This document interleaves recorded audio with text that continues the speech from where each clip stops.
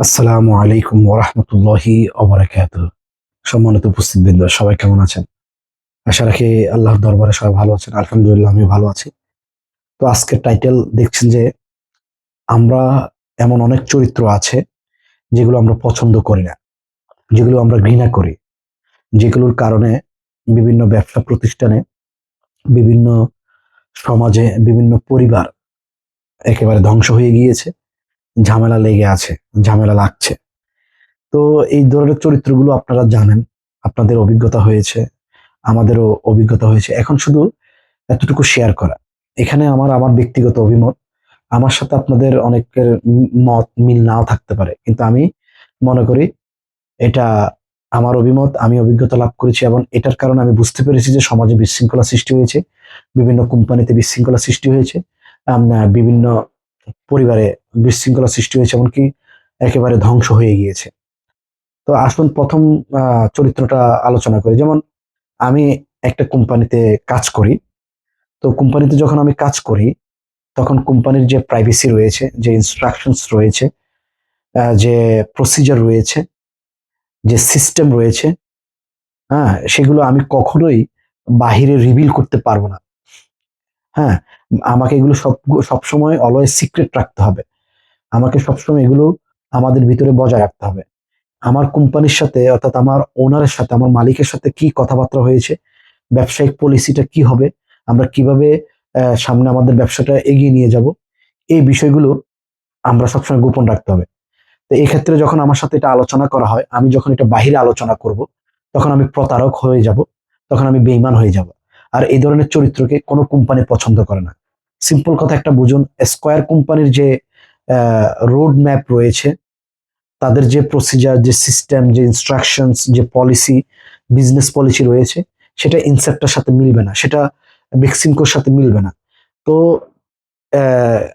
Square কোম্পানির যে board meeting হয়, এই বোর্ড মিটিং এর কোনো সদস্য যদি ইনসেপ্টার বোর্ড মিটিং এর সদস্যের সাথে আলোচনা করে, অথবা বেক্সিমকোর কোনো বোর্ড মেম্বারের সাথে আলোচনা করে এইসব বিষয়ে, তাহলে সেটা হয়ে যাবে প্রতারণা, বেইমানি, অর্থাৎ বিট্রে।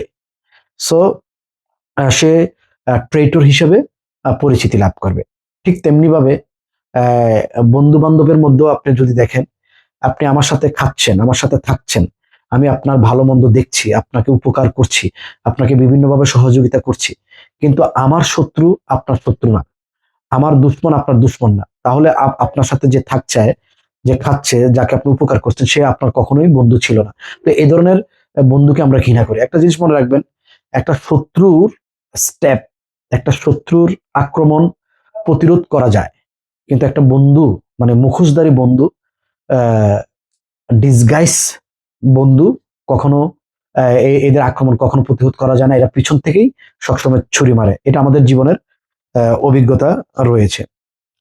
আমরা আরো এই ধরনের চরিত্রকে আমরা ঘৃণা করি। আরো চরিত্র রয়েছে, যেমন সাপোজ আমার ওয়াইফ, আমার ওয়াইফ, বর্তমান সমাজের কথা বলতেছি, বর্তমান সময়ের কথা বলতেছি। আমার ওয়াইফ আমার সাথে 24 ঘন্টা যোগাযোগ রয়েছে। হোয়াটসঅ্যাপ, ইমো, কল, নিয়মিত যোগাযোগ হচ্ছে। তারপরে আমার ওয়াইফ আমার সাথে সম্পূর্ণরূপে একাকার। কারণ তার সাথে যেহেতু আমার একটা শারীরিক সম্পর্ক রয়েছে, তাহলে তার প্রাইভেসি বলতে আমার কাছে আর কিছু নাই। আমার প্রাইভেসি বলতে তার কাছে আর কিছু নাই। হ্যাঁ? তার ভালো মন্দ আমার, আমার ভালো মন্দ তার, তার সুখ দুঃখ আমার, আমার সুখ দুঃখ তার। সে আমার অনুপস্থিতিতে আমার পরিবারের খেদমত করবে, আমার পরিবারের খেয়াল রাখবে, আর তার যত প্রয়োজন রয়েছে, বাসস্থান আমি দিয়েছি, চিকিৎসা আমি ব্যবস্থা করছি, তারপরে পোশাক আমি ব্যবস্থা করছি, তার খাবার-দাবার আমি ব্যবস্থা করছি, তার আত্মীয়স্বজনের যে একটা মেহমানদারি হয়, হ্যাঁ? যে হোস্টিং এর একটা ব্যাপার-স্যাপার হয়, সেটা আমি করছি। তাহলে তার আর কি প্রয়োজন? তার আর এমন কি কথা থাকতে পারে যেটা আমাকে সে বলতে পারবে না?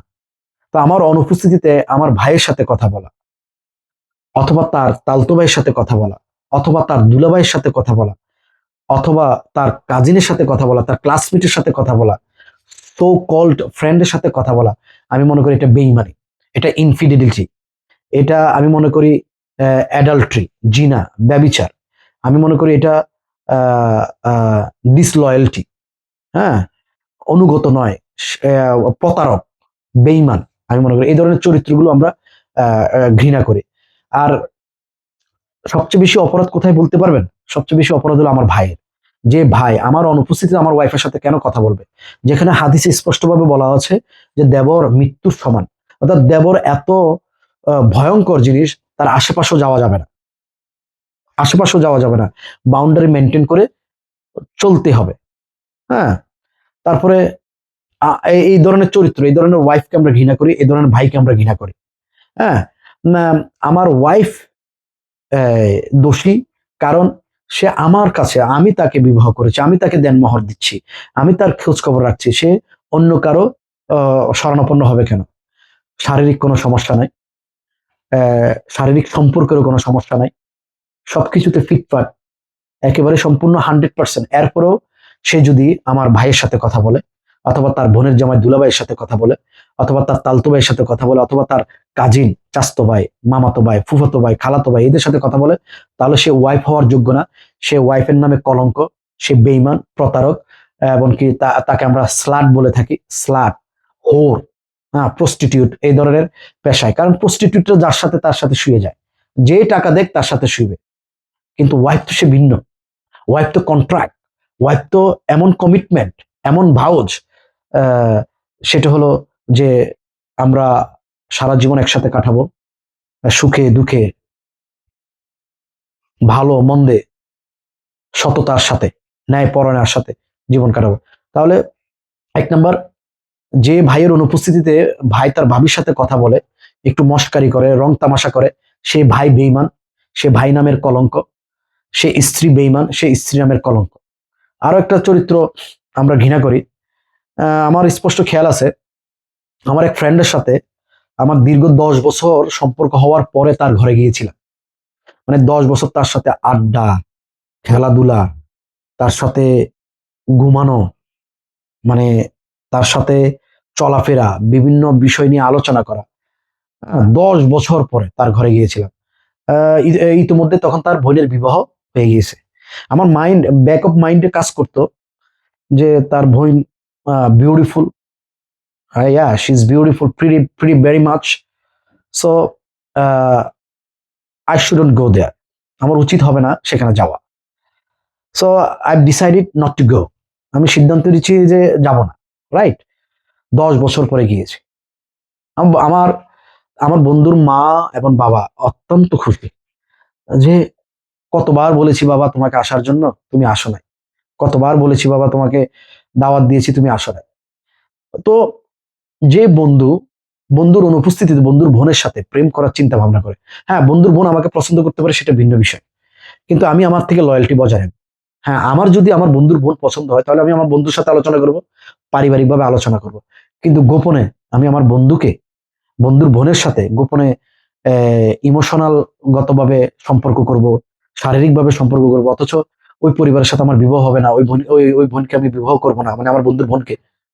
তাহলে এটা ডিসলয়্যালটি, আমি বন্ধু হিসেবে কলঙ্ক।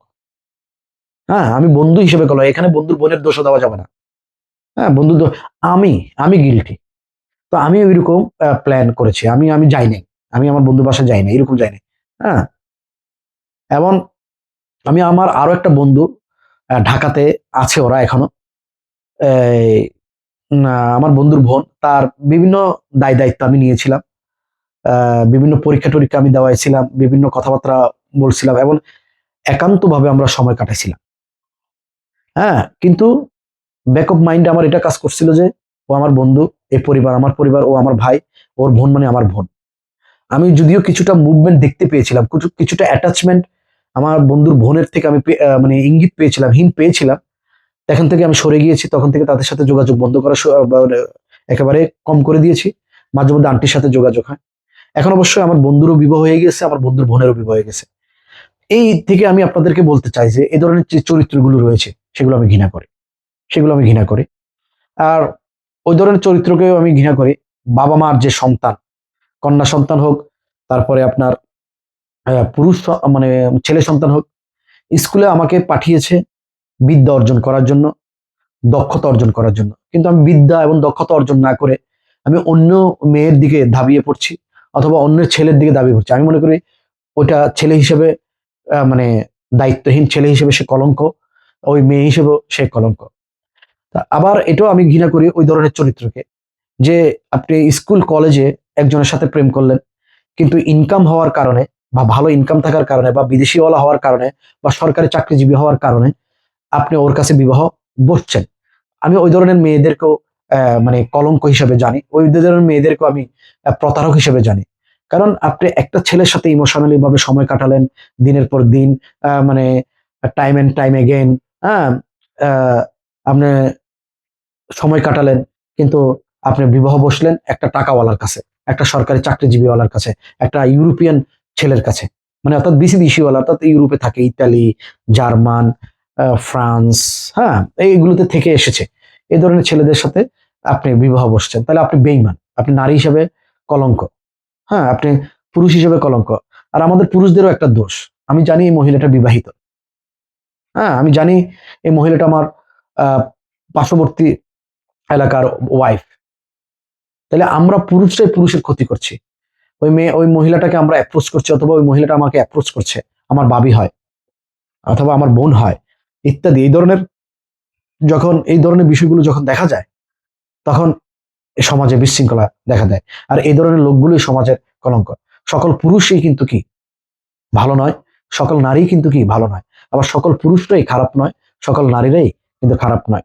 হ্যাঁ, আল্লাহর অলিরা রয়েছে, ভালো মহিলারা রয়েছে, ভালো পুরুষরা রয়েছে, কিন্তু সেটা আমার আর আপনার জন্য নাই। আপনি বুকে হাত দিয়ে বলেন, আপনি বুকে হাত দিয়ে বলেন, আপনি কি ট্রেটন না? আপনি কি বিট্রেয়াল না? হ্যাঁ, আমি আমি আমি দেখেছি। তো আমি যেমন বিশেষ করে আমার কথা বলুন, আমার তিনু ভাই বিবাহিত, হ্যাঁ, তিনু ভাইয়ের ওয়াইফ গুলোই আমার সব ছোট এবং বোন না আমার সাথে আন্তরিক রয়েছে। আমি প্রত্যেকের সাথেই কথা বলেছি, তবে একান্ত প্রয়োজন ছাড়া, যেটা পরিবারের সবাই জানে, আমার ভাই জানে কেন কথা বলা হয়েছে না বলা হয়েছে। কিন্তু এখন দেখা গেল যে আমার সাথে তাদের যোগাযোগ নাই, একান্ত প্রয়োজনে ভাইয়া কেমন আছেন, ভালো আছেন নি ভাইয়া, ছোট ভাইয়া আমায় ফোন দিছিল, সেজো ভাইয়া ফোন দিছিল, মেজো ভাইয়া ফোন দিছিল, এইরকম এরকম কথা হয়েছে, এই সেই এই ইত্যাদি বিষয়গুলো নিয়ে কথাবার্তা বলি। তাহলে আমরা এই ধরনের চরিত্রগুলোকে যখন সমাজ থেকে কাট ডাউন করতে পারবো, যখন একেবারে রুট ইট আউট করতে পারবো, দেন তাহলে সমাজ আবার সুশৃঙ্খলায় ফিরে আসবে, সমাজ আবার সুন্দর হয়ে উঠবে, সমাজ আবার শান্তিপূর্ণ অবস্থায় বজায় থাকবে। তো এই ধরনের লোকদের থেকে, এই ধরনের নামধারী ভাইদের থেকে, এই ধরনের নামধারী ওয়াইফ থেকে, এই ধরনের নামধারী গার্লফ্রেন্ড, বয়ফ্রেন্ড, বন্ধু, এদেরকে আপনার জীবন থেকে বিতাড়িত করুন। যে ভাই আপনার অনুপস্থিতিতে আপনার ওয়াইফের সাথে কথা বলে, একটু রং তামাশা করে, ইভেন কি আপনার সামনেও একটু রং তামাশা করে, এ ধরনের ভাইদের থেকে আপনি দূরে থাকুন। আপনার ওয়াইফও আপনার ভাইয়ের সাথে রং তামাশা করে, একটু হাসি মানে মুখে কথাবার্তা বলে, বিভিন্ন অঙ্গভঙ্গি কথাবার্তা বলে, এই ধরনের ওয়াইফকে আপনি দ্রুত আপনার সংসার থেকে বিদায় করুন। আর যত লক্ষ টাকাই লাগুক না কেন, ওই ধরনের ওয়াইফকে আপনি ডিভোর্স দিয়ে দিবেন। হ্যাঁ, ওই ধরনের ওয়াইফদেরকে আপনি ডিভোর্স দিয়ে, ওই ধরনের ওয়াইফ আপনার সাথে থাকতে পারবে না। তো সম্মানিত উপস্থিত বৃন্দ, আহ আমি বিশ্বাস করি, আমি যে চরিত্রগুলোকে ঘৃণা করি আপনিও ঘৃণা করেন। আপনি এদের থেকে সম্পর্ক ধরে রাখুন। আপনার বন্ধুকে আপনি চিনেন, আপনার ভাইকে আপনি চিনেন, আপনার ভাইয়ের চরিত্র কেমন, আপনার বন্ধুর চরিত্র কেমন। শুধু চোখে দেখলেই যে সবকিছু সত্য তা নয়, পিছনে অনেক কিছু ঘটে যায়। যাহা কিছু রটে তাহা কিছু না কিছু অবশ্যই বটে। আকার ইঙ্গিত, কথাবার্তা, চলাফেরা, আপনি বুঝতে পারেন আপনার বন্ধু এমন, আপনার ভাই এমন। চান্স দিবেন না? না, there is no second chance, there is no second chance, দ্বিতীয় কোনো সুযোগ নাই। এগুলো খুবই সেন্সিটিভ, খুবই সেন্সেশনাল, খুবই কনসার্নিং বিষয়। You have to be careful, you have to be, you should be always careful. Yes. সম্মানিত উপস্থিতবৃন্দ, ইনশাআল্লাহ তাআলা আমরা ইসলামিক অনেকগুলো প্রশ্নের প্রস্তুতি নিচ্ছি, ইনশাআল্লাহ তাআলা সেগুলো উত্তর দিব। কিন্তু মাঝে মধ্যে যে চরিত্রগুলো, যে বিষয়গুলো, ঘটনাগুলো পারিপার্শ্বিক মানে সাইমুলটেনিয়াসলি মানে ঘটে, সেগুলো বলতে হয়, রাইট? সেগুলো বলতে হয়। Nowadays very very critical era, very diplomatic era. So we have to be careful, and we have to be crystal clear. What should I do? What I shouldn't do? who is my friend, who is not, who with me, who doesn't. Alright, so yeah, সবাই ভালো থাকবেন। আসসালামু আলাইকুম ওয়া রাহমাতুল্লাহি ওয়া বারাকাতুহু।